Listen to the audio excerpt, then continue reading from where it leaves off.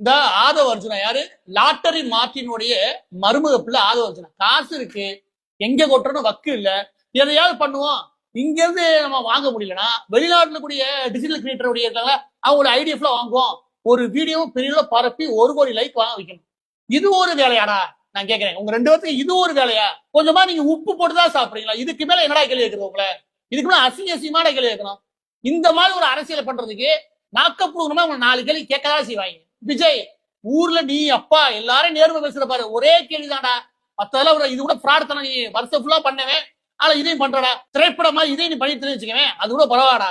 ஆனா ஒன்னே ஒண்ணு கேட்கிறேன், இவனை பக்கத்துல வச்சுக்கிட்டு நீ நியாயம் பேசுற பத்தியா? உனக்கே மனசு அடுக்குமா சொல்லு? லாட்டரியால் 1990கள்ல சுமார் 30 லட்சம் குடும்பம் 50 லட்சம் குடும்பத்தை நடுத்தரவுக்கு கொண்டு வந்தாங்க இந்த கும்பல்.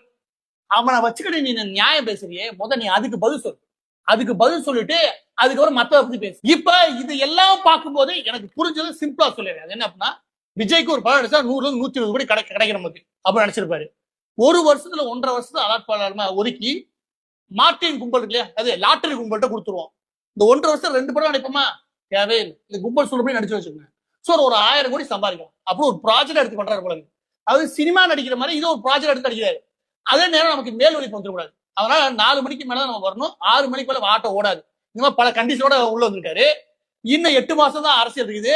சிங்க வலி வெளியே அப்பப்பதான் வந்துட்டு உள்ள போயிட்டாப்ல. எல்லாமே லாட்டரி வித்து ஊர் மக்களை நடுத்தர கொண்டு வந்து நாசம் பண்ண கும்பலுடைய காசு. இந்த ஆளு பேசுறான் புது அரசியல். நீ ஆரம்பிச்சதும் தப்பு, போறதும் தப்பு, போய் நிக்க போறது